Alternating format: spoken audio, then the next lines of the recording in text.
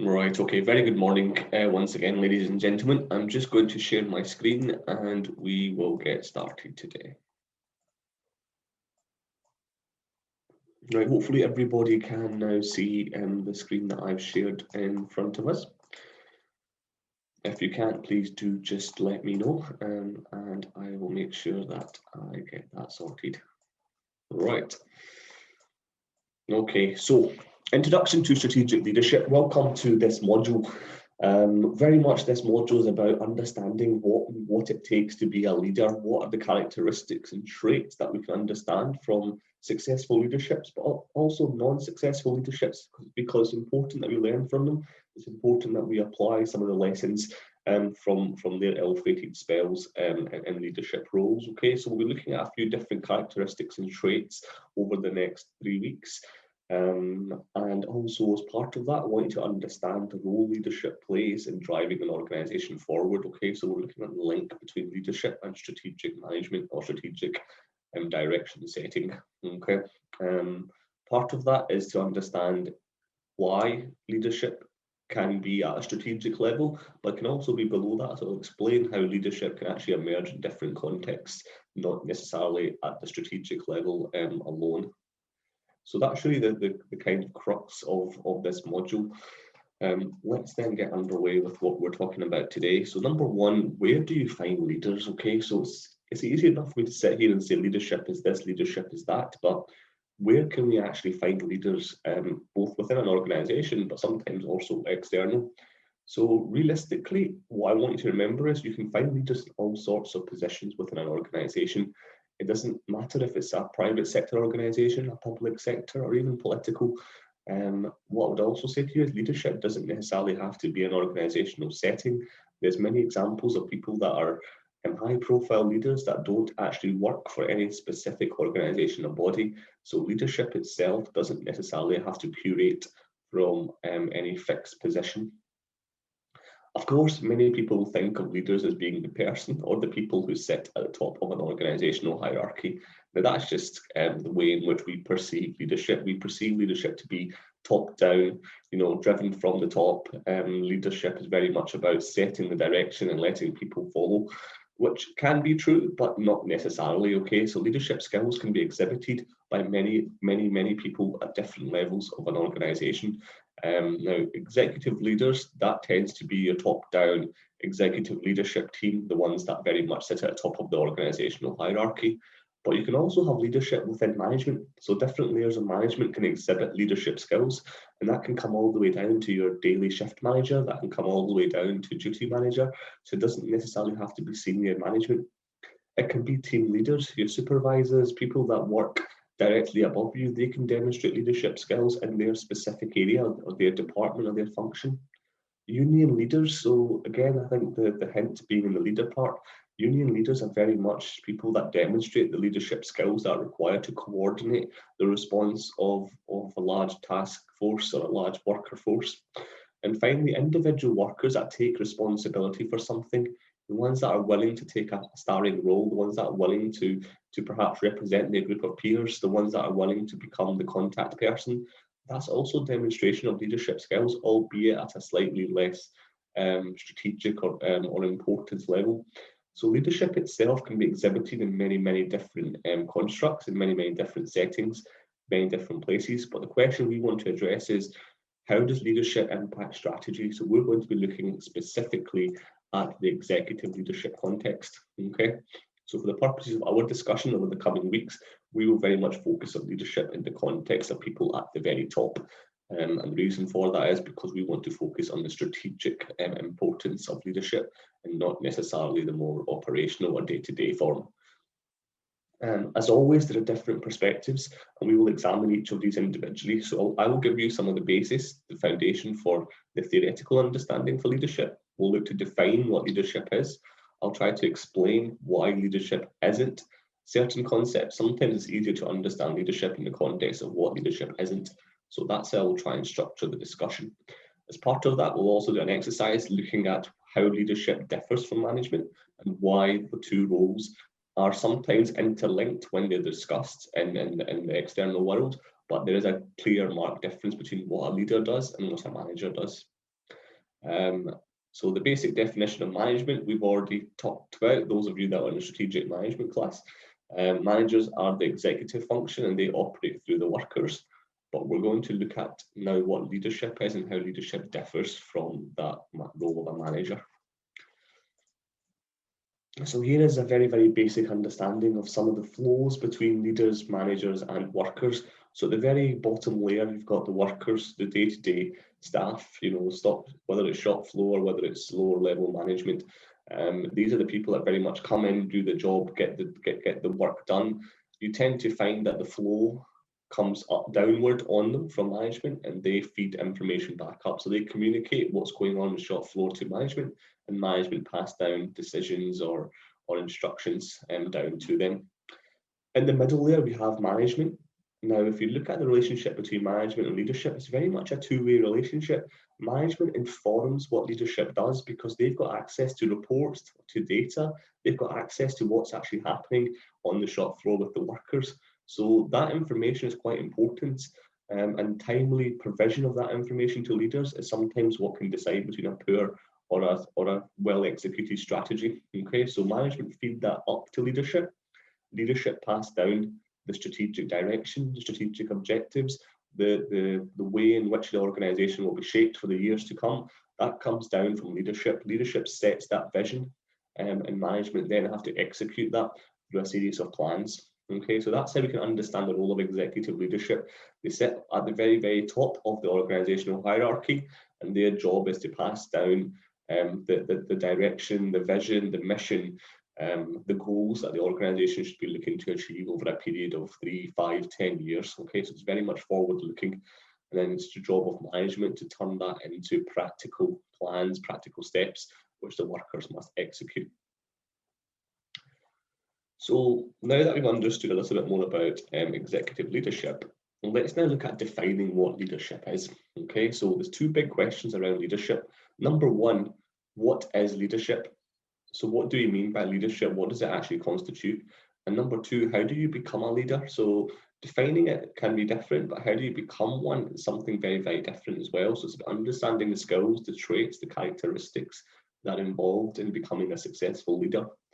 Sometimes the best way to encapsulate a concept is to rule out certain things. So that's the point I was trying to make earlier. Sometimes to actually understand what a concept is, it's actually better to understand what it's not.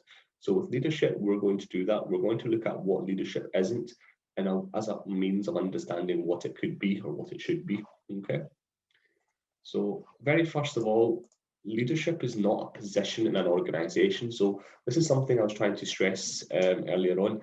Leadership doesn't have to come necessarily from top down, although we'll be looking at executive leadership because of its link to strategy. Leadership itself can be exhibited at many different layers in the organization, and theoretically it's got nothing to do with the seniority of the hierarchy. Just because you're at the top of the hierarchy doesn't necessarily mean that you're the greatest leader in that company.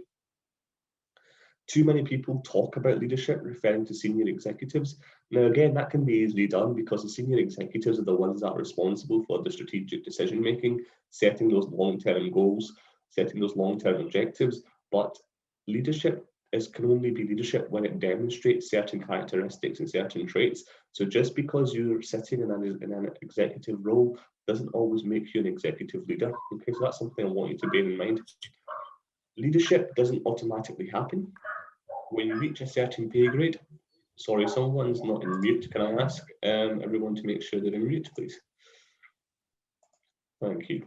So yes, leadership does not automatically happen when you reach a certain pay grade. So just because you've reached the executive C-suite or you've reached a certain position in an organization, that doesn't necessarily make you a leader. Yes, you may find examples of leaders at a certain level, but they may not all be actual leaders, okay? Some people will just be people that have got there in the back of merit in terms of being a good manager, and they may well be good at what they do in their capacity as a manager, but leadership doesn't necessarily foster itself at a specific pay grade or a specific layer. Similarly, there's no titles. An executive title does not make you a leader. Just because someone's been titled as an executive director or an executive board member doesn't necessarily mean that they are a leader or play a leadership role in an organization. The actual fact is you don't actually need a title to lead. There's plenty of leadership examples of people that don't actually have any official titles, either within an organisation or in a social setting as well. Now, as you've already learned, you can be a leader in various ways. We talked about that already, and in different contexts. So, for example, you can be a leader in a place of worship. People look to people that lead places of worship and look at them as forms of leaders that inspire us, that motivate us to get in touch with our religion, with our faith. Local community, you may well find there's people that are community leaders, so ones that people look up to for advice, people look up to for representing them for their local constituencies. And finally, within your family, sometimes one person in the family assumes a leadership role, whether that's a parent, a mother, or a father. Sometimes it can be a child as well. So who holds that leadership role within your household? So leadership itself can be found in many, many different places. So that's something I want you to bear in mind as well. Secondly, we're also looking at personal attributes. So leadership does not necessarily have to do anything with personal attributes. So whilst characteristics and traits are something that we can understand leadership through, they don't necessarily have anything to do with your personal attributes in terms of who you are and what you are as a person. And we will look at trait theory later on, which does indeed suggest that personal attributes are important, but it is possible to lead without being dominating or a charismatic individual. People automatically assume you have to be a certain type of personality to be a leader. They're examples of silent leaders, ones that don't actually appear in the public limelight, ones that people don't actually see, but behind the scenes, they're the ones that pull the strings. They're the ones that make sure the company keeps ticking over. So whilst personal attributes can be important, they're not necessarily compulsory to leadership. So in other words, leadership itself is not just an adjective. You don't need charismatic traits to demonstrate leadership. And those with charisma do not automatically lead. Just because you're a charismatic person doesn't necessarily mean that you are a leader, okay? It can help, especially if you're in the public eye, or if you're someone that's very much at the forefront of your organization, to have that charismatic personality. It's a good way to have a warm reception between you and whoever the external stakeholders are you're talking to. But charisma doesn't necessarily result in being seen as a leader, okay?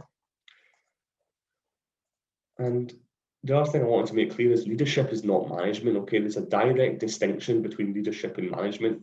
Now, you might see that there's a reasonable view that managers need leadership skills and vice versa, leaders need some management skills.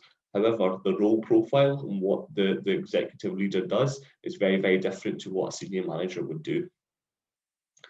What I want you to also remember is that they're not synonymous. So again, sometimes we see students that get the two terms confused or mixed up.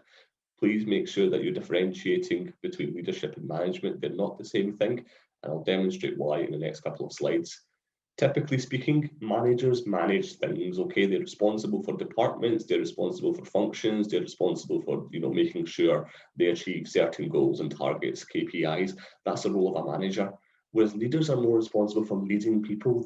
Their sole function is to make sure that they can influence people, they can motivate people, they can inspire people around what the organization is looking to achieve. So their job is very much to get the people on side, whereas the managers are more responsible with the control mechanisms, with making sure that the organization is working towards those goals by achieving certain KPIs and certain benchmarks.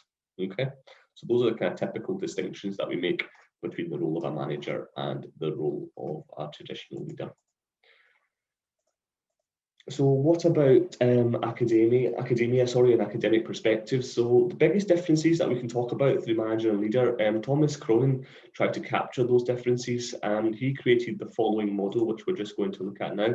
So what are the key differences between management and leadership? So on the left-hand side, you've got the role of a manager. So we've discussed some of these perspectives already. So they administer the work that gets done. So they're there to make sure that the work gets done properly. They focus on the systems aspect. For them, it's all about making sure things are working properly. They look to maintain control and order. They ask how and when, so they're concerned with how things are happening, when will they be completed. They have an eye on the bottom line. The managers are responsible for making sure they get things done efficiently and with a low costs as much as possible. Accept the status quo. So the manager isn't necessarily responsible for setting the decisions, they're just responsible for implementing them, okay? So they have to accept whatever's passed down to them from a leadership role and they have to try to find a way to turn that into practice. So just because managers are the ones that roll out sometimes changes to policy, they aren't necessarily the ones that set that change. Okay, their job is to turn that into tangible or practical policies that can be implemented in practice. And finally, managers are seen to be the ones that do the right thing. And what we mean by that is they're seen as people that would go around making sure that things are happening in the right way, making sure that organizational practices and processes don't exploit, making sure that organizational practices and processes are working in the way in which they should be working. Okay. Whereas the leader on the right-hand side tends to demonstrate the following characteristics. So someone who's innovative, someone that comes up with new ideas, new ways of working, new ways in which we can perceive how the organization should run. The leader also has a focus on people. So the leader is concerned with making sure that the people are happy. How do they keep the people on side? How do they motivate and inspire the people to achieve more? They also develop. Now, they develop both the organization, but also people. Leadership or leaders in executive roles understand that in order to keep an organization ticking over, you need to ensure that you're investing in your people. You need to develop the skills, their knowledge, their capabilities to make sure that they can deliver for the organization on an ongoing basis. The following questions are most important to them. They ask the what and why questions. So what are we doing? Why are we doing it this way? And I don't mean the processes and the practices, but I mean the way in which the organization has been acting, behaving, the way in which the organization is following certain strategic objectives. Why are these strategies important still?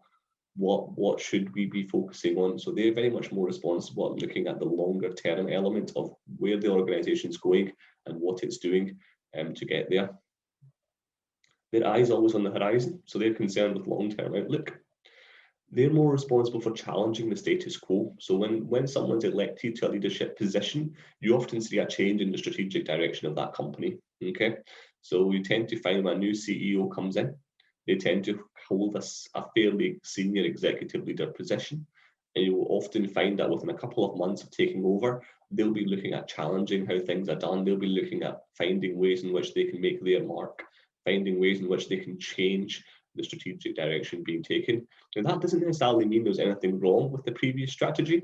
It just means that they want to think about the way in which the organization is currently following that trajectory and understand if there's a better way in which that can be done. So it's about demonstrating their traits as a leader and demonstrating their style in terms of how that can influence the strategic direction. Again, the fundamental thing I want you to remember is they're also responsible for doing the right thing. So it's in their best interest to make sure that they follow what should and shouldn't be good practice. Okay, so it's about making sure that they understand that their role as a leader is to act in the best interests of the company, is to make sure that they are doing what they can to the best of their ability to make sure that the organization is set up for success. No leader should theoretically be coming in with the objective of destroying a company. Their objective very much should be about doing the right thing. And that comes from the work of Peter Drucker. So if anyone's familiar with Drucker's work, he's quite a prominent writer in the field of strategic management. So I would recommend, if you haven't already come across Drucker, to look him up. So that's how we differentiate between a leader and a manager. And these differentiations are important because in your assignment, I've often seen students do this. They sometimes get confused between what a manager is and what a leader is. So make sure when you're looking at leadership, you're looking at the following perspectives that are in this box. Don't be talking about the focus on systems or the focus on practices and processes that make sure that things are done, because that's not really what a leader does, okay? Next up, we are going to be talking about defining leadership and looking at some of the different academic perspectives. So Keith Grint, he wrote an article in 2005 in which he didn't necessarily answer the question in terms of what leadership is, but he posed 4 questions that help us narrow down our definition for what strategy could be. Okay, so firstly, it's about the person. So it is who leaders are that make them leaders. So what do you mean by that? It's about understanding the characteristics and traits of that person. So whilst personal attributes aren't necessarily important, they can be a good indication of what type of leader they are. Okay, so who is that leader and what makes them a leader? So that's important, understanding the person. The results, so it is the results of what the leaders achieve that make them leaders. So Why is it that we see some people as leaders and others as not? It comes down to what they deliver. Okay, so what are the results of their output? The position. So can it be that's where the leaders operate that make them leaders? So again, we've said leadership can appear in many, many different functions of an organization, different layers, not necessarily always at the top. They can be top, bottom up. They can be outside an organization. So what about the position from which they operate, and what does that say about them as a leader?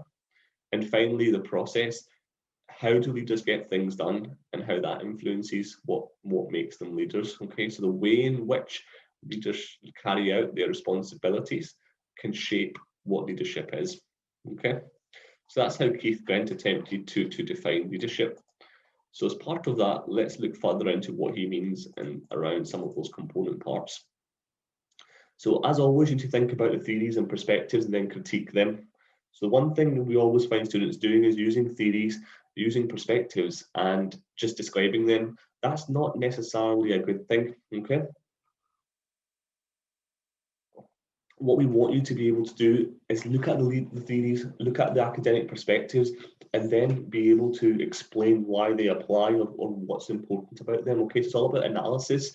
It's not just about description. So again, coming back to those questions that Grant posed, the person element in terms of who the leader is that makes them a leader. So here we're saying that traits are important, characteristics are important. We will look at that later today in some detail, but for the moment it's suggested that things like genetic differences, physicality, social background are all important. Okay, so these are kind of more personal attributes. There's evidence to suggest that these play an important role in defining what makes someone a leader. The results element, so this is looking at what leaders achieve that make them leaders. So what if they achieve something by mistake? Who is there to check whether or not it was intentional? Does that still mean they're a good leader? For example, Brexit and former Prime Minister David Cameron. Now, David Cameron was quite against Brexit. He didn't want Brexit to happen. But when the great British public decided in the referendum that they wanted Brexit to happen, he stepped aside. So he recognised that the direction the people had taken, what the great British public had mandated, it didn't fit well with him in terms of what his leadership approach was. So he stepped aside. He stepped down as a Prime Minister of Great Britain. So again, that was an accidental result. You know, he didn't want necessarily to take the UK out of Europe or out of EU. But that happened under his leadership. He was the Prime Minister, so he will always go down in history as being the Prime Minister that oversaw the referendum that took the United Kingdom out of the EU. Okay, so results in terms of what leadership achieves doesn't always have to be mandated or purpose-led. It can sometimes be accidental, and that's a key example of that just there. We're also looking at position. So what is position? Position is where leaders operate that makes them leaders, okay? So can it only be an executive that's a leader? Now, in our context, we're focusing on executive leadership, so that's important for us, but I don't want you to lose sight that leadership isn't only executive, okay? We're looking at executive because of its links to strategic decision-making, and we're looking at strategic leadership. However, leadership could be at any different layer of the organization. It doesn't necessarily have to come from a top down. Process, is it how leaders get things done that makes them leaders? So again, it's another question that we ask ourselves. Do leaders need to be autocratic in style? Do they need to be demanding that certain things are done in certain ways? What if they're consensual? What if they're more about making sure that's mutual agreement? Does that still mean that, you know, they're good leaders or they're bad leaders? So thinking about the styles of leadership and the way in which they go about carrying out their leadership duties are important. Next up, we're going to look at James Mindell. So James Mindell's work in the 1990s took a slightly different view on leadership. Okay, so his view was that leadership is not characteristic. So it's nothing to do with the traits or the characteristics or the styles of the people that occupy leadership roles. For him, leadership was all about the creation of creation in the minds of followers. So it's all about how do you get people on side. For him, it wasn't necessarily about being a certain type of person. It was about the ability to be able to get people to follow a certain direction, to follow a certain objective or a certain viewpoint. Okay, so how do you get people's minds? How do you curate them to think the same way? For him, leadership was all about making sure you, as an individual, were able to get, for want of a better word, inside people's heads and be able to influence them to follow a certain direction, a certain path. Okay, it's all about creating that shared mindset. For James Mendel, that's what leadership looks to do. So furthermore, looking into that, we've got Peter Northouse. So the Northouse, I believe, is part of your reading list. So if you look on the module guide, Peter Northouse is a publication that's on your reading list. So in 2010, Peter Northouse introduced yet a different way of looking at leadership. So he suggested that leadership is a process whereby an individual influences a group of individuals to achieve a common goal. Now, I've split that down into 4 parts because I think it's easier to understand it this way. So really, if you read the text that's online, this is just a one sentence, okay? A process whereby an individual influences a group of individuals to achieve a common goal. But the reason I broke this down is because the words highlighted in blue represent the different elements that Peter Northouse thinks are important. So a process. So it's not necessarily something that happens by chance.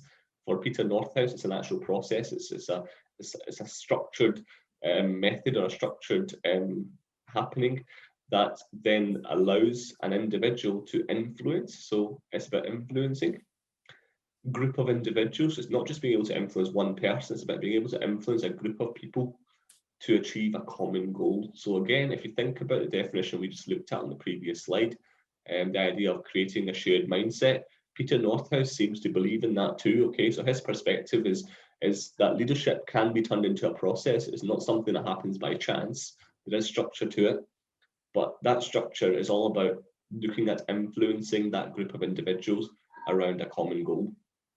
Okay, so Northouse is quite an interesting one. It's probably one of the most recent perspectives that we have into leadership. But one thing I want you to recognize is there's no one universal definition for what leadership is. Now, some people might say that's a concern, that's a weakness, that's a critique, but others argue that it's because of the nature of leadership. Leadership doesn't constitute or represent one thing and one thing only. Leadership can represent a number of different things, and that's why it's difficult to define leadership under one umbrella definition. Okay, so I've given you 3 on the slide deck. There's more available through the reading list if anyone wants to read further. But these are just 3 ways in which we can start to understand some of the kind of intricate dynamics that go into defining leadership. So next up, I want us to think about leaderships and think about a couple of examples of people. So I'll give you a minute or 2 to work around the list. When you're going around this list, I want you to think about who these people are and what type of leadership styles you would associate with them. Okay, so I'll give you a minute or 2 to look through them.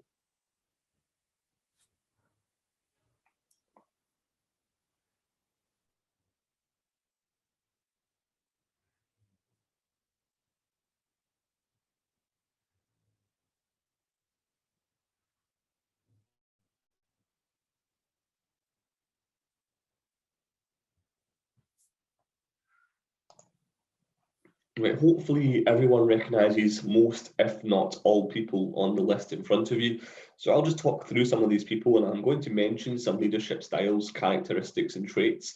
It's okay if you don't recognise these characteristics or you're not familiar with them, because I'm going to be covering them all with you over the next 2 weeks, 3 weeks that we're together. Okay, so please don't worry if you're not familiar with the concepts, because I'll be covering them in more detail over the next week or 2. So Bill Gates, firstly in the top left-hand corner, we all should know who Bill Gates is. He now runs the Gates Foundation, and he was the former head of Microsoft. Okay, so Bill Gates is the founder and head of Microsoft. Very much demonstrates transformational leadership skills. So for him, it's all about the focus on the big picture. He's very passionate about what he does, and I think that comes through with his role in the Bill Gates Foundation, Bill and Melinda Gates Foundation. Okay, so that's who he is as a person, or as a leader. We could understand him as transformational. Nelson Mandela, the late president of South Africa. So Nelson Mandela, very much charismatic leadership. So when he got into that position, it was all about charisma. It was all about getting people on side.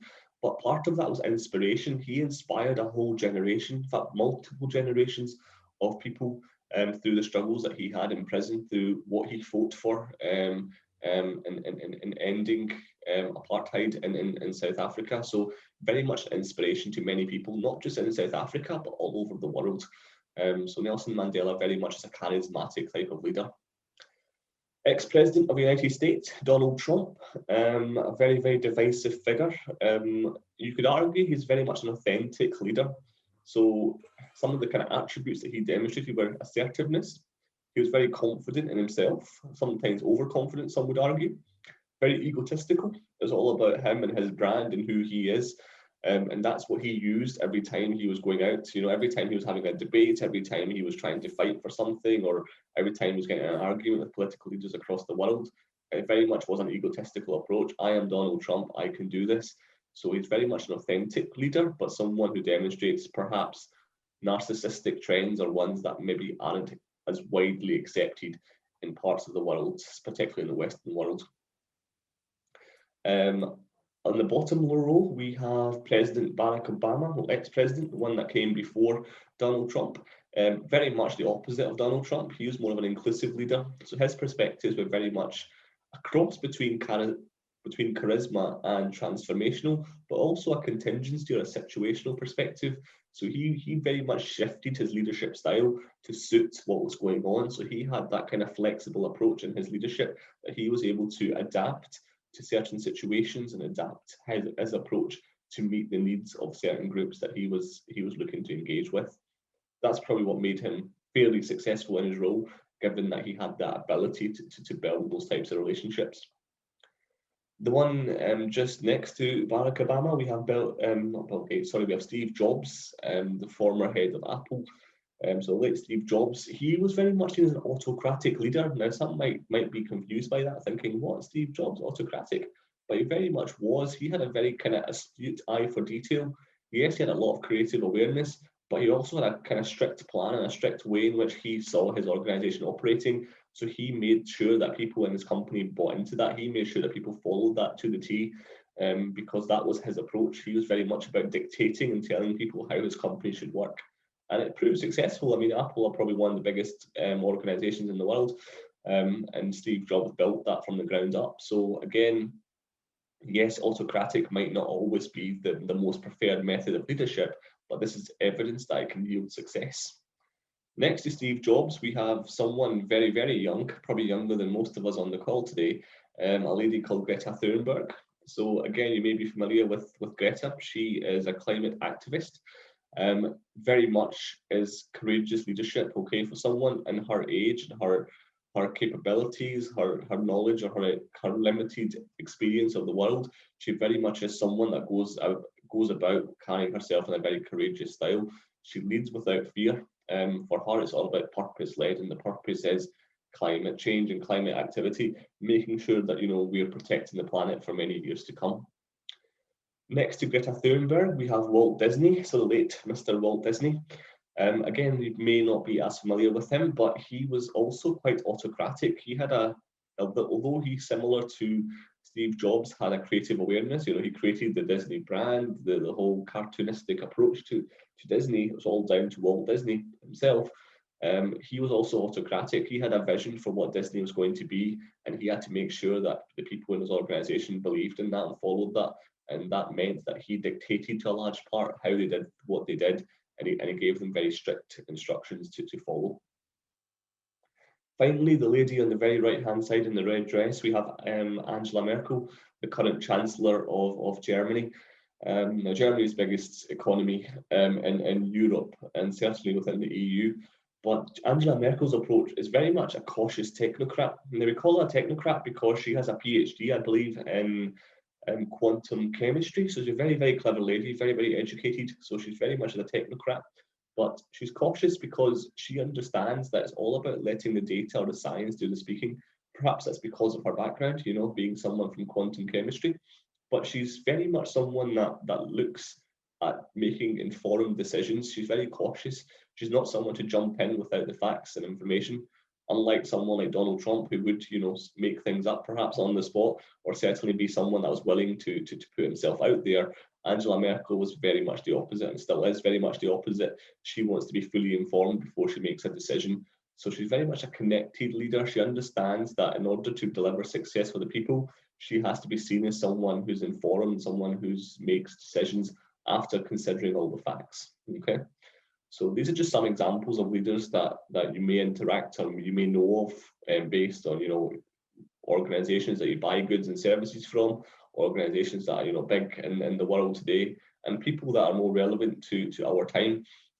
Obviously, there's been multiple examples in the past, but the reason I wanted to bring examples from today was to give you an opportunity to understand and apply them to your understanding of those people and their respective organizations or political parties. Okay. So before we go into looking at leadership styles and characteristics, I do have a very short exercise for you. So what I want you to do is identify the style or styles that you consider best fits a famous leader who inspires you. So if you think of people who are inspirational for you, you have free choice to choose whoever you want. Okay, so feel free to look at, you know, leaders that you're more or less familiar with, and if they're from your part of the world, that's absolutely fine as well. You know, they don't have to be someone that's well known in the Western world. But I want you to identify some of the styles. How do they carry out their leadership? What is it about their leadership that makes them inspirational? How do they inspire people to follow, you know, what they're saying? How do they inspire people to get on board with their ideology? So you've got 20 minutes. Feel free to use the internet, Google, you know, whatever you need to do. I want you to research the individual you've chosen, and I want you to be able to tell me something about their leadership style and why they inspire you. Okay, so I'll give you 20 minutes. Feel free to do some research, and then in the chat, I want everyone to share with me who their chosen leader is and what you've learned about the leadership styles and why that inspires you. Okay, so short exercise, 20 minutes, and we'll get back together. Any questions on that, anyone?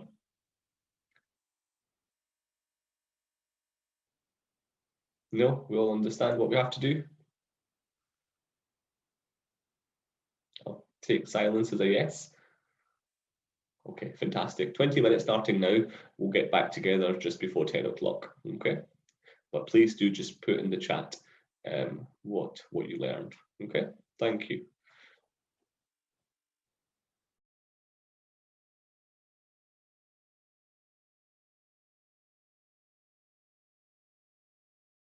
Recording, so that should now be back underway, and share my screen. So really, we've been able to talk through the kind of introductory part of what leadership is and how we define leadership. But the next stage I want you to really think about now the different perspectives. So we'll make a start on this, and we'll probably have to continue the slide deck going into next week as well. Okay, so let's just make a start now. And those of you that are still putting details in for leadership styles, that's great. Thank you very much. Please do complete, if you're still typing, what you were looking to say. Right, so leadership perspectives, let's get started on that. So there's a couple of different leadership perspectives that I want you to consider. The first one is the individual perspective. So here, basically what we're doing is we're looking at how the characteristics or the traits of an individual person can influence leadership. Okay, so it's all about how that individual perspective can lead people. How that individual perspective can motivate people, influence people, and what those individual perspectives are. Because when we say an individual perspective, there's different ways in which we can understand individualistic forms of leadership. So the first one I'm going to look at is trait theory. Okay, so with trait theory, we're basically looking at the characteristics that make people what we could call natural leaders. Okay, some people just have certain characteristics that make them a better fit for a leadership position, and we'll talk about what those characteristics may be. The second one we'll look at will be style theory. So style theory basically looks at the behaviours that leaders exhibit. So here we're trying to understand why they behave in a certain way and what behaviours are considered important for leadership. And then we're going to look at skills theory. So what are the capabilities that we look for a leader to possess? Now by that, we don't mean technical capabilities. We're not looking for them necessarily to be an expert, you know, in the field that they work in, but what other capabilities in terms of the skill set do they require to host or possess in order to deliver success as a leader? Okay, so a couple of things we're going to work on this morning. So firstly, let's take a further look into trait theory. So basically, trait theory focuses on identifying the personal traits, the characteristics those that are linked with successful leadership. Okay, so if you recall in the first slide deck, I mentioned that personal traits and characteristics don't necessarily make a good leader. That's true, because not everyone that has these traits will be a good leader, but these are the traits that are most easily identifiable within leaders that have achieved success. Okay, so just because you demonstrate them doesn't necessarily mean you are a leader. It just maybe means that you do possess the necessary traits that are synonymous with successful leadership. This is one of the earliest theories, so it goes back to the concept of the great man theory, which was proposed by Thomas Carlyle in the mid-1800s. So if you go back in time, when you look at research, the kind of traditional perspectives were very much based around the individual, looking at the role of the individual, more of an egocentric perhaps undertaking, or an egocentric approach to understanding what leadership was. So the great man theory, basically, in that publication, Carlyle looked at how history is shaped by extraordinary leaders. The Machiavellian perspective, those of you that are familiar with Machiavelli, it's just one example. You go back, you've got Julius Caesar. These are all people that are used as examples of great man theory in Thomas Carlyle's publication. The ability to lead is something that people are born with, so it's seen as a natural characteristic. It's not something that Thomas Carlyle explains can be adopted for him. You're either born with it or you're not. It's a trait that represents who you are, you know, what you've achieved growing up, and how you come across in terms of characteristics and traits that ties you to being an individual who's got leadership capability. This inspired early research on leadership, where the focuses were very much on inheritable traits. So if, for example, your parents, well, at least one of your parents was someone considered to have strong leadership characteristics, or someone else considered as a good or successful leader, the expectation automatically became that you would inherit some of those genes, some of those traits that would allow you, or that would encourage you perhaps to be able to assume a leadership role. So it's very much all about inheriting, and very much all about demonstrating how you could be born with a leadership trait. So that was Carlyle's approach through the great man theory. What was that based on? But basically he was looking at it from a rationale that certain traits produce certain patterns of behavior. Okay, so again, this fairly scientific, you know, in terms of understanding that. If you think about you know, genes and characteristics, we do adopt a lot from our paternal from our parents. Okay, so parents play a big role in terms of dictating our genetic build-up. Patterns are consistent across different situations. So this is something that Carlyle sought to prove in his trait theory perspective. People are born, sorry, with those leadership traits. So it's not necessarily about developing them. Yes, they can be perfected over time, but for Carlyle, you either are born with them or you're not. It's not something that you can learn or develop in his perspective. Other psychologists have espoused various kind of changes in trait theory. In the 1940s and through to the 70s, Ralph Melvin Stonegill argued that leadership is the result of interactions between individuals and his or her social situation. So again, all about the individual, but how they react to the social situation in which they find themselves in. How do they influence that social circle? How do they come across within that social group? So again, focusing specifically on the individual trait perspective, but looking this time at the interaction between the individual and the social setting, not necessarily just the intrinsic characteristics or the intrinsic traits. In the 1980s, James Kouzes and Barry Posner, they kind of took that forward and suggested that credibility is a key indicator of leadership skills. And these are characterized by traits such as being honest, forward-looking, inspiring, and competent. So again, they took that forward by saying, yes, there may be certain elements you're born with. However, credibility plays a big role.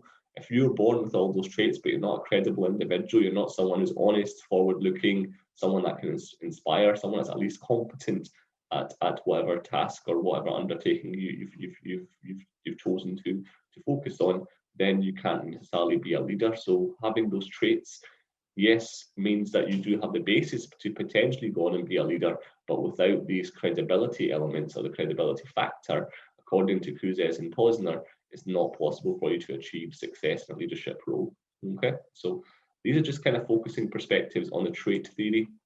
So how can we better understand trait theory? So basically, trait theory is the list of leadership traits, and that varies by whoever is drawing up the list. Now, if you were drawing up the list, you might look at different traits.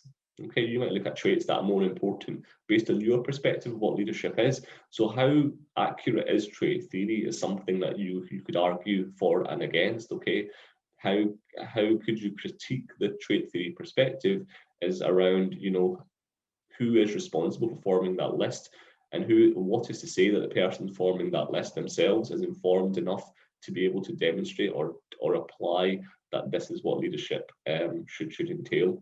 So again, trait theory should be taken with a pinch of salt. However, the traits most commonly associated with great leadership, and in turn most commonly referred to by commentators, are the following. So these are the ones that come up regularly across different studies. So the first one is around people skills. And again, I'm sure none of you are surprised to learn this. It's all about excellent interpersonal skills. It's about making sure that you're able to relate to different individuals, you're able to communicate with different individuals, and you're able to hold conversations with those people.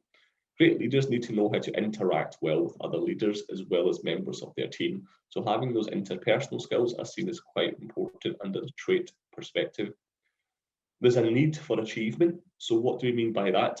Basically, strong leaders need to be able to demonstrate that in order to succeed, they have to help that group achieve their goals. So it's not just about saying what you've achieved as a leader, it's about demonstrating that you can lead a group of people to achieve their goals as well. They're also committed to helping the group reach those goals. So an individual perspective very much is looking at how the person, the traits of the leader, are such that they are someone that's willing to reach out to others, someone that's willing to help that group, steer that group and guide that group to reaching the goals, objectives that they're aspiring to build. The capacity to motivate people. So here we're looking at what a great leader knows and how they can use that to inspire others and motivate them to do their best. So this is looking at somewhat towards the skill set, okay? So the capacity that that person has, whether that's being someone that's quite technical at the role, whether that's being someone that's got a specific skill set that allows them to better motivate people. Perhaps they are charismatic, perhaps they are motivational, but it's all about looking at how do you inspire and motivate people to be able to get them to do their best. Okay, so that capacity to motivate people is important. And then we've also got courage and resolution. So a number of the theoretical perspectives on trait theory talk about courage and resolution. Leaders are someone who are seen to be brave and committed to achieving the goals of the group. So it's not just about saying, yes, here are the goals, we've set them, now let's achieve them. They also have to be brave and come out and sometimes make decisions that maybe aren't going to be well perceived, make decisions that maybe aren't going to be as popular as you may think they would be. Okay, so they have to show courage, they have to show resolution. They can't hide from those challenges. If something does happen, particularly from a strategic perspective, sometimes things change. For example, take COVID-19 and what's happened across the globe really since the start of 2020.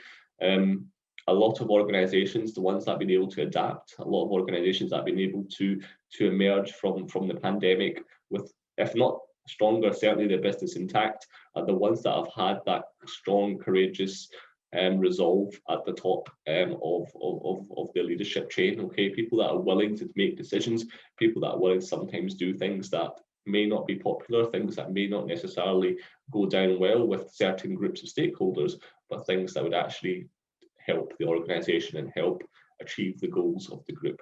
Okay, when we say the goals of the group, we don't mean their individual goals, we mean their collective goals. Okay, so the goals of the entire organization, the goals of an entire workforce, not necessarily the individual needs and goals of individual people. Okay, so these are just some of the perspectives that come up in trait theory. Another few that are quite important and worth a mention are stuff around perseverance. So that basically looks at strong leaders persevere because they know that when things get difficult or significant obstacles are encountered, I think I'm missing the rest of the sentence, is basically when these situations arise, they need to demonstrate that they are there to support their people. They need to demonstrate that they are there to lead by example. Okay, so they need to persevere even when it sometimes gets tough, because your people will turn on you if they feel that you're acting in a way that doesn't serve their best interests on an individual level. they will turn on you. Within the group, there will be people that perhaps perceive that what you're doing isn't necessarily the right thing for them, so they will turn. But perseverance means not losing sight of that big end goal, making sure that you're able to motivate, influence, and lead your people to ensure that they're brought back on track, to ensure that they understand that what you're doing is in the greater good of the organization and in the longer run in their best interest too. Okay.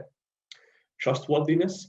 Here we're looking at group members that need to be able to depend on the person leading them. So if you're not someone that's trustworthy, and this comes back to the perspective we spoke about around credibility, Posner, and I don't recall the other author, but their perspective around being credible, it's all about trust, honesty, and someone that comes across as being credible. Okay, so making sure that the group are able to trust you is an important trait.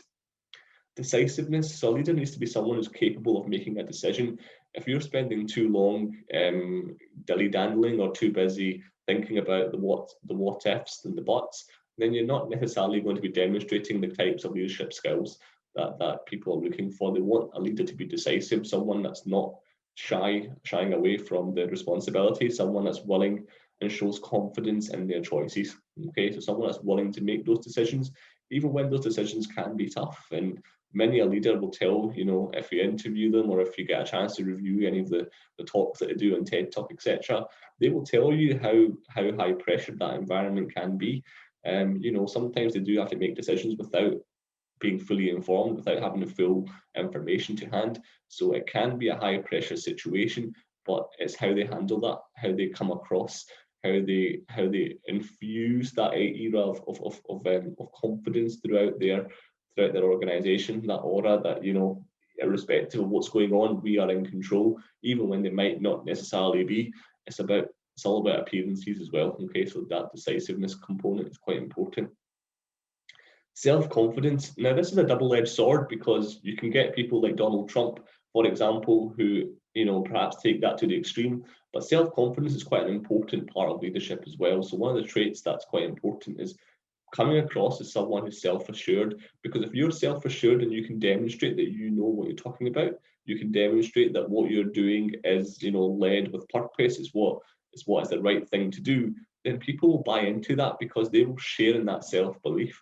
They'll want to follow someone who comes across as being, fully informed, someone that comes across as being, confident in themselves, but confident in their approach. Again, if you can demonstrate those types of traits, you're automatically creating the necessary environment for people to believe in you, for people to understand that you are the right person to lead them. Okay. And finally, the last 2 or 3 perspectives that I want to talk about under trait theory, assertiveness. So what we mean by assertiveness is someone that's able to really kind of make their mark without coming over as being aggressive. So being assertive and being aggressive are 2 different things. I don't want you to get them confused. Being assertive doesn't mean the same as being aggressive. Aggressive can be, a forceful way of getting what you want across, whereas assertive is being confident in what you want and what you aim to achieve. That you demonstrate through debate, through informed or discussions, or even arguments that are well behaved arguments, shall we say, that you know what you're talking about. Okay, so it's about asserting what you think is the right thing. Leaders will do that, but that's not to say they won't back in. Sometimes they will have to cave in and come back to the negotiation table the next day or the next week, because things aren't going their way. Just because things aren't going your way doesn't mean you should be aggressive. It's all about maintaining that assertiveness and understanding when is the time to step away if things aren't going the way you expect them to, or the way in which you think they should go. So that assertiveness component is important. Adaptability and flexibility. So effective leaders don't want to get stuck in a rut. They don't want to get caught in a situation where they're basically running from one end to the other, trying to get things done. They want to be in a position where, yes, they are involved. Yes, they want to make sure that, their voices are heard, but they don't want to be stuck in a rut where, it's difficult between a rock and a hard place, where no matter what they do, they're perceived as being poor leaders. So they don't want to get stuck in that rut. So being adaptable and being flexible is important. They need to be able to think outside the box. So if things aren't going their way, or things aren't working in the conventional sense, they need to be able to be innovative and come up with new ways in which they can start to realize success. Forward looking is part of that. Okay, so being adaptable and being flexible is having that vision, having that ability to look into the future and really pick out what you think would be a way in which your organization could succeed. That's not to say your organization will, because that's when it comes down to research, that's when it comes down to understanding your target market, understanding what your business does. But really, adaptability and flexibility and leadership is all about being able to think outside that proverbial box and being able to quickly react to changing situations. So that decisiveness, assertiveness, and adaptability and flexibility approach could be umbrella together. Okay. Emotional stability. So emotional intelligence is something that's really started to become quite important in not just leadership studies, but in studies across different domains of strategic management and strategic leadership. But basically, emotional stability looks at how well people can control their emotions and avoid overreactions. Good leaders are ones that can keep their emotions in check. What you often find is leaders are the ones that often get ostracized in the press. They're the ones that often face tough questions, tough media, for example, or even online with the growth of social media. They're the ones that usually end up facing a lot of backlash, particularly when things start to unravel or when things are not perhaps going as strong as they were. An organization that was outperforming the market 5 years ago could be struggling today, and their leaders will be facing very, very tough questions. So the ability to be able to demonstrate that their emotions are in check, that they're acting, still with integrity, they're acting with that confidence level, they're acting as if nothing necessarily is going wrong. It's just that things perhaps have conspired against them, but they have to demonstrate that they've got a plan. Okay, so it comes back to that credibility piece. To demonstrate you've got a plan, you have to stay emotionally strong. So emotional intelligence is quite important in leadership, and it's something that's starting to become even more important across different layers of organization. The ability to be able to read people and read their emotions is also quite important as part of leadership, because you want to be able to show that you understand what your people are feeling, how your people are perceiving what you're doing. So the emotional intelligence quota is quite important as part of leadership, particularly around the individual trait as well. So that, in a nutshell, very much sums up trait leadership. Okay, so trait leadership was all about understanding the types of attributes and characteristics that define what a leader could or should be. What I want you to remember is it all started from the great man theory and the whole idea of it being, something you're born with. It's inherited, it's genetic, it's not something that you can develop. But by the same token, as we evolve our thinking, there's different elements that can be taught and can be learned. Okay, so stuff around becoming credible. You can only become credible once you've achieved something. Someone that's just born and hasn't done anything in their life can't come across as being credible, irrespective of what traits they may or may not have. So credibility can only be earned and built depending on how you behave and how you're perceived to behave within a group of different people. So there are certain elements that we've understood now better, and traits that we can look at how people develop them. A lot of those traits are covered. There's training courses, there's developmental courses that look to hone in those skills. Okay, so that was trait theory. We're now going to look at charismatic leadership under the idea of individual perspective. So charisma is a trait. Okay, it's often associated with leaders. So charisma is something we looked at on the previous slide deck, and some people mentioned charismatic leaders, people that are able to motivate and influence others very well. So we had examples like Nelson Mandela, we had examples like Barack Obama to an extent, could be seen as someone that's charismatic. Elon Musk, maybe, perhaps not for the right reasons sometimes, but he's very charismatic. He's got that aura about him that makes him come across as someone that knows what they're doing, someone that's able to engage different audiences, someone that's able to get people on board. So the term itself comes from ancient Greek word charis, which means to be graceful or in kindness and in life. So recognizing that charisma kind of evolves from that perspective. Now, again, you could argue some of those people don't necessarily fit that bill, but that's where charisma comes from. The idea of using charisma in order to lead is not a way of looking at leadership. Okay, although the theories around it are quite recent. So the idea of using charisma in order to lead is not a new way. So it's always been there. Okay, the traits perspective, as we saw in the previous slides, can be dated back to the great man theory of 1800s. So that is a form of trait or charisma. But the theories around charismatic leadership, they're very, very recent. It can be traced all the way back to Max Weber, actually. So Weber was more around the early 1900s, late 1800s. And Max Weber was a famous economist, and he looked at, the different forms in which we can better understand how people behave, how people understand their role within society. So looking at the Weber perspective in more detail, Max Weber, a German sociologist who moved into kind of looking at economics. A lot of economics perspectives are built around Max Weber's theories and Max Weber's perspectives. And he explained the reasons as to why people may follow authority. Okay, so why is it that people understand authority better in some contexts than others?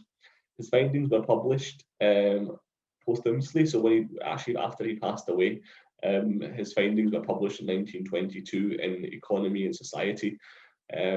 So within that, he kind of moved away from the classical thinking that authority is achieved through three routes. So previously, the way in which the world understood leadership was through self-interest. You must obey for economic gain. So if you don't obey, you're going to get fired. You're not going to earn money, and therefore, it's in your own interest to obey what leadership says. Fear, because you don't want to get punished. So again, you may get punished at work if you don't follow what others are saying. You may get punished if in society or in the local community you don't go with the leader within the society. So again, that's a fear that you may get punished. Habit as well. So you must obey simply because it's a socialization of authority. Back in those days, it became natural to expect someone to be a leader. And if you just didn't have that and you didn't accept that, then there's an element of you don't fit within society. So again, those were the three kind of traditional perspectives, but Weber wanted to move away from those perspectives. Weber wanted to look at something slightly different. So he argued under the charismatic approach that, people follow a leader because they can evaluate his or her authority. They're able to assess and evaluate how well someone is doing in their position of authority. It's not just about saying, okay, they're a leader, I must follow them. It's about saying, yes, they're a leader, but do you know what? Under their authority, I actually believe in what they're achieving. I can actually see that, there is something that's got substance in their approach. They also perceive that to be good, right, or just. So leaders that they see as being good, or leaders that they see as doing something that's right or just, they're more likely to follow them because they believe in their approach, they believe in their ideologies, they believe in their methodologies. So for a leader, legitimacy is subjective, and that's subjective to each subordinate. The way in which I perceive a particular leader may well be different to how you perceive them. And I think we saw that in some of the perspectives that you guys came up with in the exercise when I asked you to do some research and identify different leaders and characteristics.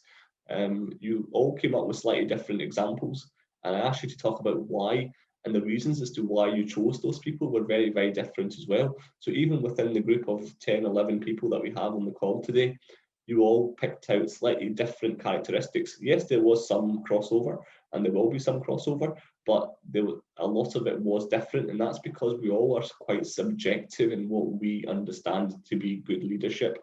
Okay, so Max Weber touched on that. He recognized that the legitimacy of a leader itself is very, very subjective. A leader, he or she themselves can't demonstrate that they are legitimate. It's up to the people, their subordinates, the ones that follow them, to make that call. So Weber's articulation of charisma is pretty much free from values. He tried to break away from that perspective of the great man theory that, it's all about adopted behaviors in terms of characteristics, traits, things that genetics that are inherited. For Weber, it wasn't about that. It's about breaking away from those values, breaking away from those perspectives. It was all about the appearance of charisma rather than making those value judgments.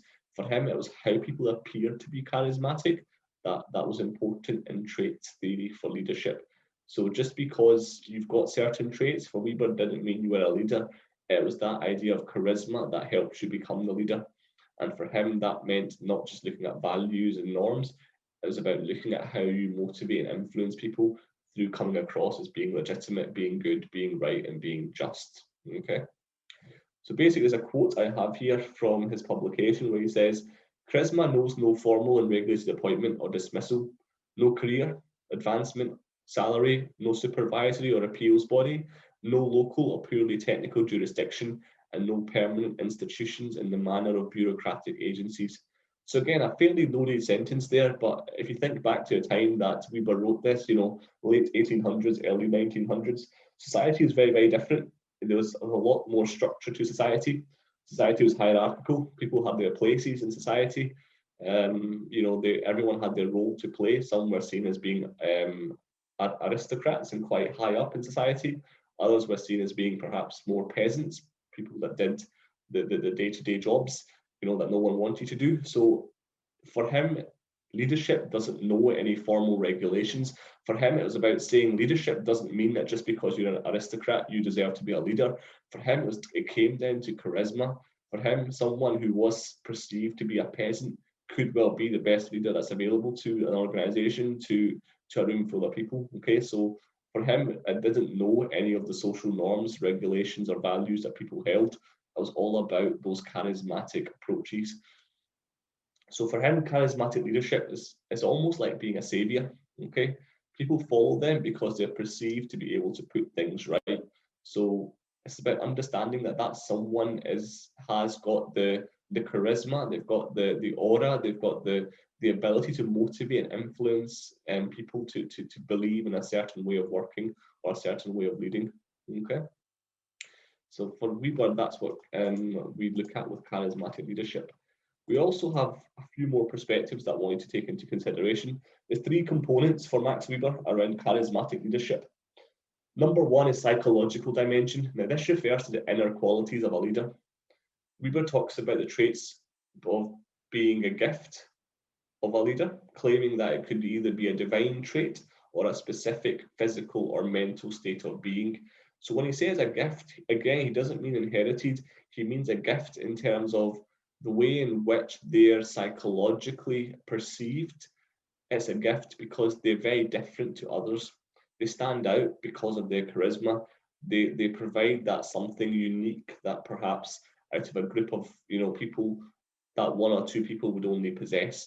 So for him, it's not about being something that's a gift given in terms of genetics or inheritance. It's a gift in terms of how they stand out, in terms of their charisma, in terms of their aura, in terms of how when they're in a room, they're able to stand out because of the mental being, the psychological being of who they are. So that psychological dimension is quite important. It's all about the inner qualities of a person. Social aspect. Now, social aspect here, we're looking at the idea that it's not just purely from one's inner being. So whilst the psychological dimension is important, the social source should also be taken into consideration. That social circle and how able a leader is to influence society, family, work, or even in education. If you look at people that hold senior positions in universities or higher education facilities, these people tend to demonstrate these charismatic forms of leadership. If you've gone to a lecture, either through LSBR, or if you've gone college or university elsewhere, you've seen that the ones that resonate best with you, the ones that come across with charisma, ones that have confidence in what they're saying, ones that actually demonstrate that they've got an understanding of the needs, the greatest social needs of the group that they're engaging with. Okay, so social aspect is an important element of leadership. And finally, the relational dimension. So by relational dimension, we're talking about this as being between the leader and the subordinate. How do they develop, how do they foster the relationship between themselves and the people that they're leading? So that core group of individuals that they're looking to lead, what's that relational element between them? Charisma is the effectual relationship between leader and follower. It develops as the historical product of the interaction between person and situation. Again, the writing is quite loaded because in Weber's day, this is how people communicated predominantly. But basically for him, effective relationships are only developed between leaders and followers as a result of previous interactions. So in order for you to develop that relational element, you need to look at historical perspective of, how has this person behaved in the past? How has this person performed in that certain situation? You would have more confidence in a leader where you've demonstrated, or where you've seen them demonstrate, certain traits, certain characteristics in a given situation. So, for example, the way in which a leader will behave in their organization during COVID-19 will, to a large degree, dictate how their people see them going forward. People that perhaps, have been laid off by their organizations, been made redundant when there's government support available to companies, would probably feel quite aggrieved. They would probably see the leaders of their organization as being someone that's backstabbed them, someone that's made their lives a lot more difficult when they didn't necessarily have to. In the UK, there is the furlough scheme, which means organizations can, claim the wage of their workers back from the government, or a large portion of that wage. So organizations that have let their people go already, their leaders are being seen in a negative light by not just their own employee base that they fired, but also within society. They're seen as people that perhaps exploited some of their workforce during the pandemic. A leader has to prove his or her worth and the charisma in order to continue enjoying legitimacy. So just because you've done it once doesn't necessarily mean that that's it. You can now rest back, you can sit back and rely on, the credit or the kudos that you built in the past. You have to demonstrate your worth as a charismatic leader. It's something that constantly you have to keep doing. The world's evolving around us, and if you don't adapt and you don't demonstrate that you can continue to prove to be charismatic, you're not going to enjoy that same level of legitimacy within your follower base. Okay, so you have to continuously prove your worth on an ongoing basis. Charismatic leaders, therefore, are relational because subordinates can withdraw their support to a leader without legitimacy to rule.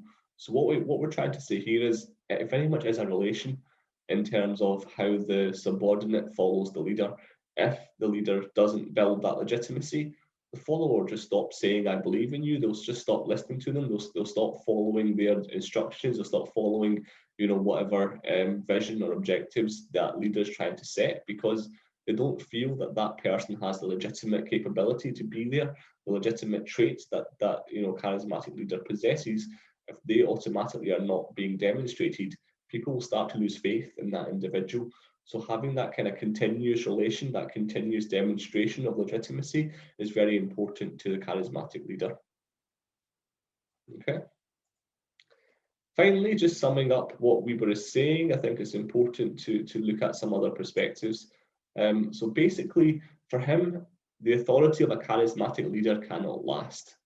Now, that's not to say that leaders should stop trying to be legitimate, but there will come such a time when things evolve that perspective is no longer relatable to the workforce.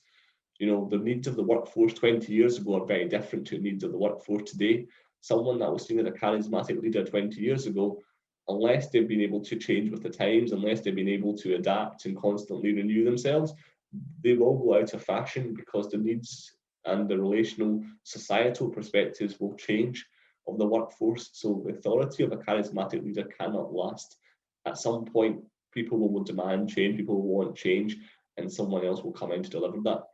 Now, this is because it changes the system in which it's operating, and it removes the traditional justification of authority around it. So what we mean by that is the system, the evolution of thinking, technology, the evolution of how we as a workforce perceive what success is, how we perceive what we want out of work will change over time. If you go back 25, 30 years, a lot of people were talking about pay being the biggest motivator for people. And to a degree, pay does still motivate. I mean, if you're not getting paid well enough, you're not going to perhaps put in the work that you should be putting in to do a job properly. But by the same token, people are now more concerned with the kind of the additional effects around, what is the corporate social responsibility of the company I work for? What is their policies around, benefits for people? What is their stand on societal issues such as, for example, very recently we had the Black Lives Matters movement. What is their perspective on diversity in the workplace? There's human rights violations going on around the world right now. There's lots of examples currently in the media I won't talk about them in detail, but there's plenty of examples. What is the organization stance on that? What does the leader, show by their position on those stances? So the needs of people are evolving. Leaders themselves also have to evolve with that. So the authority can't always last, because a leader will have certain traits, and when those traits go out of fashion, that authority has to come to an end. So sometimes it can be hard for us to routinize that. We can't necessarily put that into a structured definition and say, here are the traits that are relevant throughout, because they don't exist necessarily. Traits or desirable traits will change in relation to what society perceives to be just or right. When society's needs change, the traits that we look for in a leader will also change. And if the current leader doesn't possess them, the authority automatically comes to an end. So what it can do, unfortunately, which is not good, is create succession issues. The current leader might not be ready to give up or move on from their current position, but society demands it, the people demand it. So it can create what's called succession issues within an organization, where you've got the need to evolve, the need to move on the existing leader and bring in a new one that demonstrates those traits. But how do you do that? How do you bring in that person that can do that?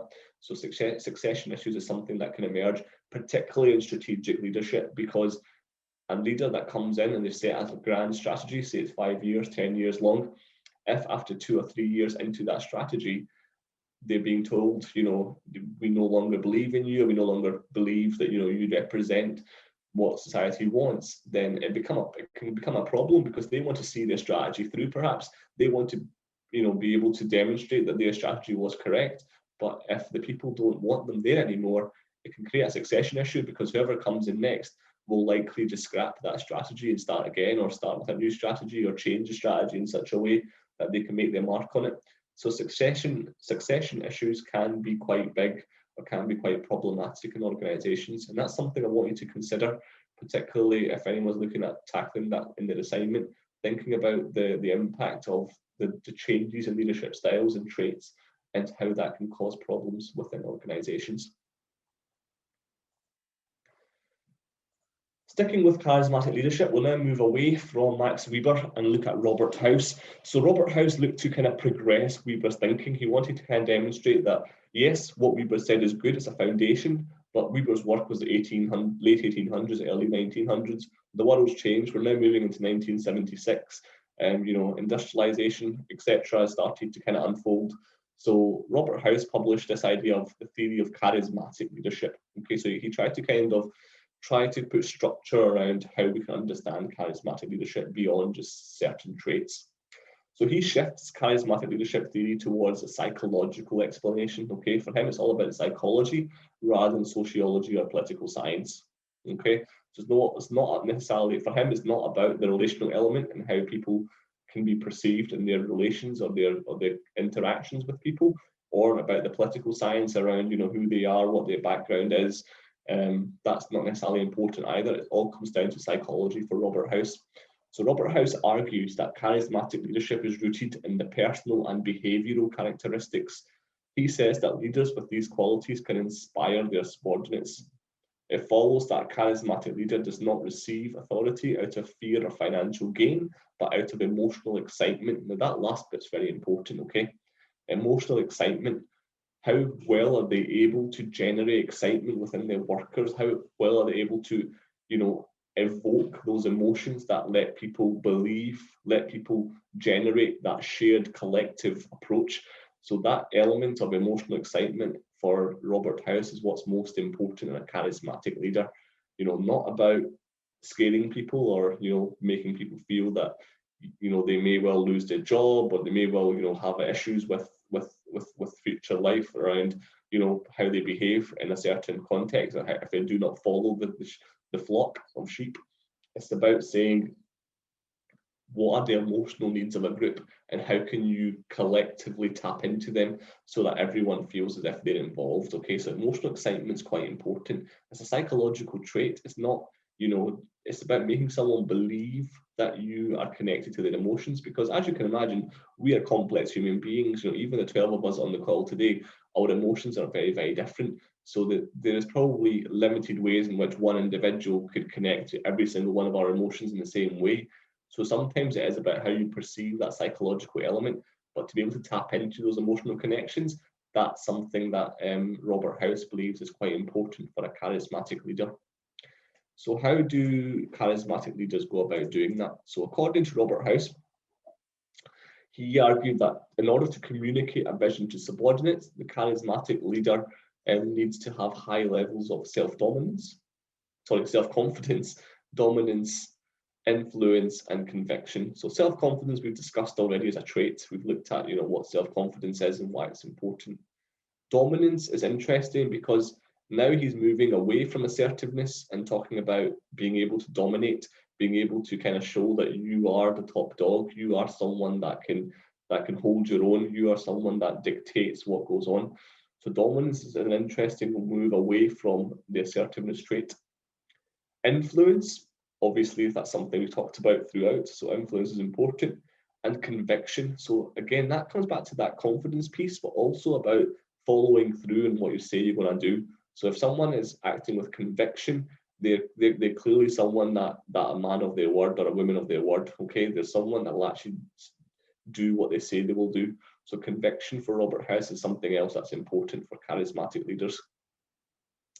He argues that the presentation of these attributes, for example, a leader's appearance, can be aided by certain situational factors and organizational factors.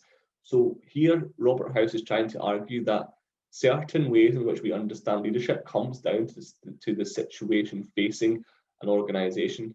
If an organization is in flux, there's no clear sense of direction, having someone in that can dominate, someone that can act with conviction, might be exactly what that organization needs. They need someone to take that bull by its horn and direct it in the right direction.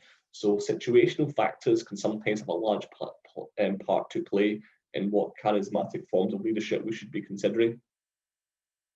Organizational factors. Now, this looks at the way in which the organizational structure can be different across different organizations.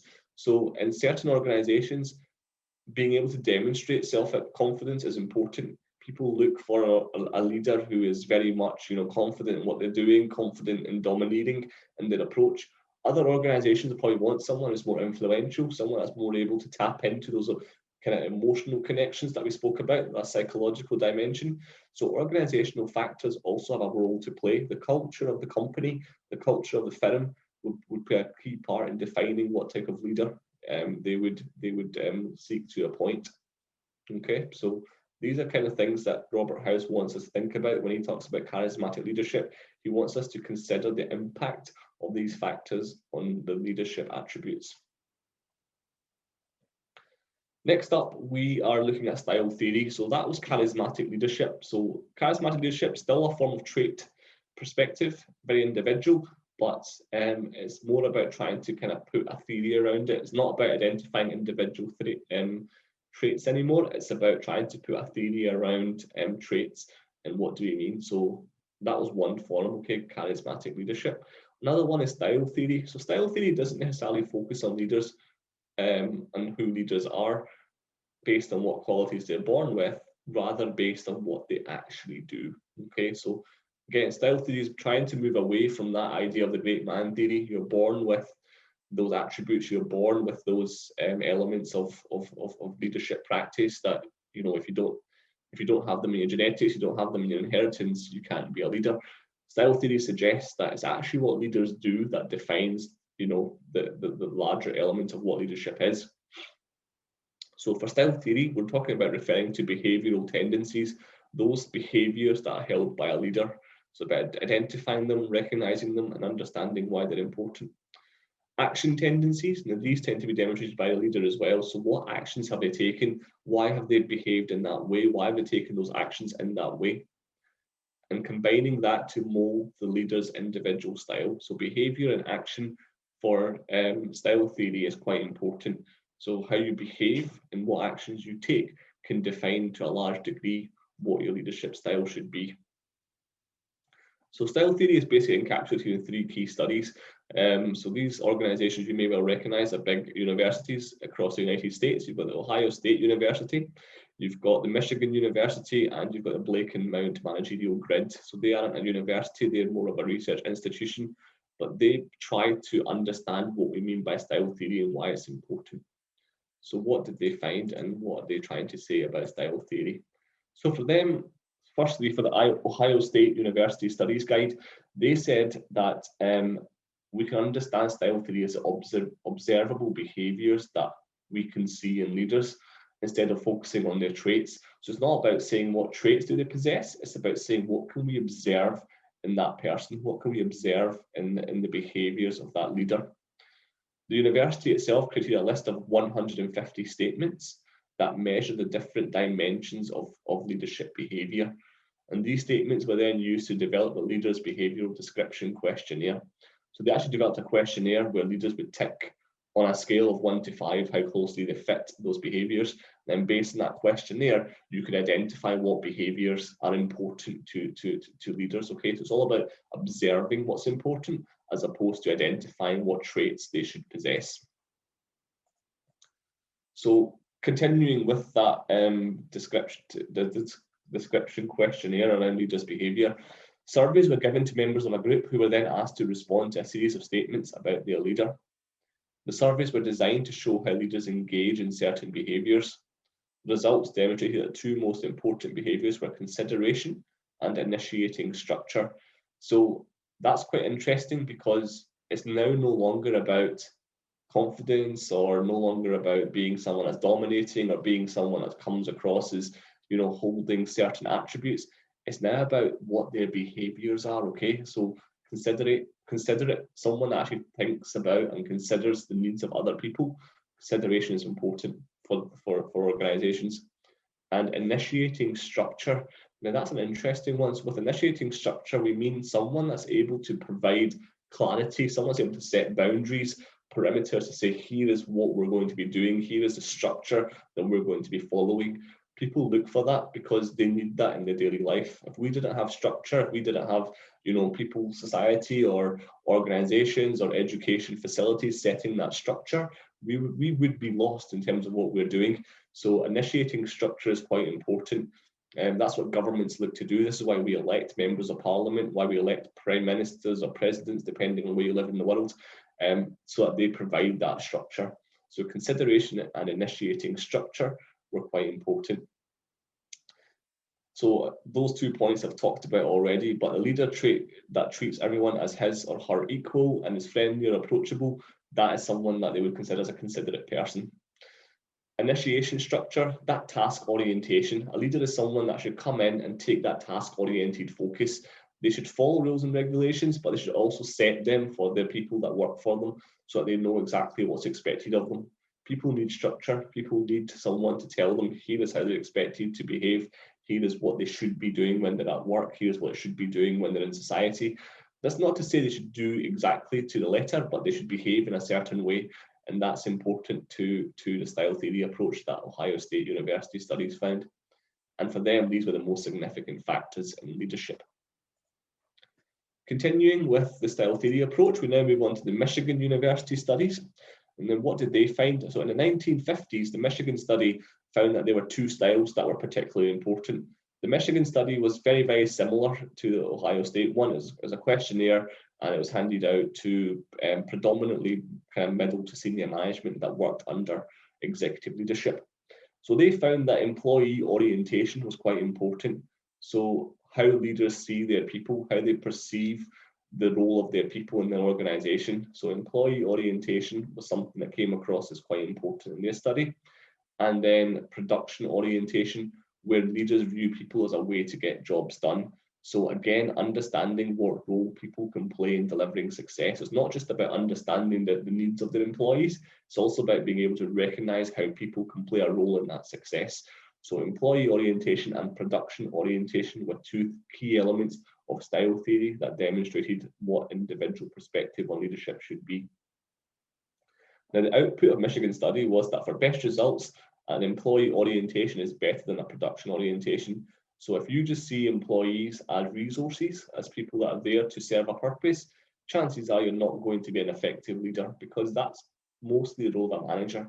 A manager is someone that's there to get work done from the employees. They should be concerned with trying to maximize their output, not a leader. A leader should have that employee orientation. They should be able to see what their people's needs are and be able to try and find a way to get them to collectively come together to achieve the organizational goals. So this result improves further when employees are trusted and are not watched over at all times. So again, a further mark away from production orientation. Employee orientation works best when employees feel that they are trusted to do the job. They maybe have more autonomy in how they approach their work. You know, they're trusted to deliver, perhaps without the necessary constraints of control, constraints of KPIs or benchmarks. It's about giving employees more autonomy, but by the same token, making sure that they're not being watched at all times in what they're doing. Okay, so that was the Michigan Studies approach. What else did they say in that study? So they identified 3 major characteristics of effective leaders. Number 1 was task orientation. Leaders that were able to plan, coordinate, schedule work and activities to get a job done. So they were seen as action-oriented people, okay? People that actually went about trying to do something or achieve something. They demonstrated relationship-oriented behavior. So what we mean here is that focus on relationships with people below and around them. So it's not just about saying, I'm here as a leader, I'm here to tell you what to do. It's about developing those types of relationships so that people believed in them, people trusted them, people wanted to follow what they're saying. And finally, participative leadership. So that very much looks at involving team members in decision making in order to help build a better team. So leadership isn't about saying, I know what's best and I'm going to tell you what to do. For them, participative leadership was important, whereby leaders would actually involve, perhaps other members of the board, perhaps, senior managers, perhaps even employees on the shop floor, in terms of trying to harness their opinions, trying to understand how they believe the organization should be building, for a better future. So participative leadership also emerged on the back of style theory and understanding how people as employees, as managers, as externals even, have a role to play in leading the strategic direction of a company. So these are some of the perspectives in the Michigan study. Skills theory is one of the last ones we'll look at today. Okay, so skills theory touches on the predicted ideas that skills are things that can be learned by anyone that can enhance the leadership abilities. Okay, so it's not just about saying leadership is adopted or inherited or is genetics. Leadership is something that can be learned and developed. That's what a skills theory approach. So it almost goes against the traditional trait approach. It suggests that there are 4 key skills that leaders need to learn. Okay, and those skills are: number 1, technical skills. So an effective leader needs to be proficient in the essential tasks that are necessary to an organization's main line of business. Now, again, that's not to say that they should know exactly how the machinery works and how to use the machinery to produce something, but they should have a technical knowledge of what the business does, what the kind of core purpose of the business is, and how the business operates from that perspective. Okay, so having that technical knowledge, they're able to kind of infuse confidence within their workers. The leaders need to understand how the various processes work and can advise individuals and departments on how to solve specific problems. Again, it's about looking at the process. So how does our core service get delivered? What are the links between different departments? What are the roles of different functions? What you tend to find in large organizations is it's very much a siloed approach. Someone that works in marketing doing a specific job probably doesn't have enough understanding of what someone does in operations, looking at how to put together 2 component parts. So I'm not saying a leader should go into that level of detail, but leaders should be able to understand the role of marketing, the role of operations, and where there can be synergies. So a leader has to demonstrate that he or she has a good grasp of technical capabilities that rest within their organization. Employees tend to look up to a technically proficient leader because they know that that leader understands their job. So again, if you're working under a leader or working for an organization where the leader demonstrates that he or she has a strong understanding around the core business, has a strong understanding around, at least at a high level, what the processes are, you're more likely to believe in them because you feel that they understand your job, they understand what you do. And that's important because people want to feel that those above them haven't lost touch with the reality. They haven't lost touch with what they do on a daily basis. Okay, so technical skills are an important element of that. Next up, we have conceptual skills. So with conceptual skills, we're talking about things like working with ideas, with concepts, strategizing, planning, visualizing, and setting goals. Now, conceptual skills are arguably one of the most important in our level of executive leadership that we're trying to investigate. So with strategic leadership, it's about being able to work with abstract concepts. It's about being able to demonstrate that you have an understanding of what strategy means to your company. It's about being able to demonstrate how strategy plays a key role in guiding your company for years to come. And when we say company, the people that work for you, okay, because they're the ones that deliver on the goals. A company can't talk, a company can't do anything without people. People represent the company, people represent the culture. So if you can strategize to get people on your side, you're already on the right track. It's all about planning. It's about looking ahead. It's about thinking at longer term, looking out to the horizon. Visualizing. Now, no one knows what the future is going to be. We're all taking guesses, informed guesses, but guesses nonetheless. So it's all about being able to visualize what that future would look like. It's about being able to picture that and then build a path to get there. And that path is done through setting goals. Now, there are lots of face-to-face and online courses that leaders can turn to develop conceptual skills. You know, there's courses that are available that look at providing you with the necessary skills or necessary techniques that you can improve your strategic decision-making capabilities, your planning skills. You know, how do you develop visionary thinking? These are all skills courses that are available. So again, the idea that you don't have to be born with that. You're not expected to have those traits and those characteristics. You're expected to build them. And then thirdly, we have human skills. So human skills are those that can be learned, including the ability to empathize, the ability to listen to conflicting points of view, and to resolve conflict. So a leader needs to be someone that can actually engage people. They can actually understand people's perspectives. They're willing to listen, empathize, but then also resolve that. Okay, so it's not just about saying, okay, I hear you, I'll see what I can do. It's about saying, okay, I hear you, here's what I'm going to do to try and fix that for you. Okay. And finally, skills-based leadership theory maintains that leaders can learn these. So human skills, again, some will argue that some people are better at that. Naturally, they are good listeners, but you can become better at that. There's courses that you can undertake that improve your active listening skills, that improve your skills to empathize, that improve your ability to understand what people need and people want from you. I'm just wary of time. We're approaching 11 o'clock, so I think we will stop there for today. But really, from today's lesson, I want to take away that leadership, there is no one standard definition. Leadership can be understood in a number of different ways. So we look to do that in the first part. I've got you to think about the different styles and characteristics that you thought were important in leaders that motivate you.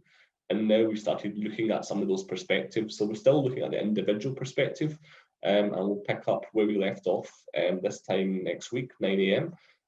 If anyone has any questions, please do let me know either through the chat or drop me an email.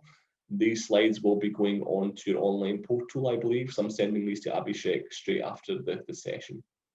Okay, perfect. Listen, guys, thank you very much. I'm just going to stop the recording here.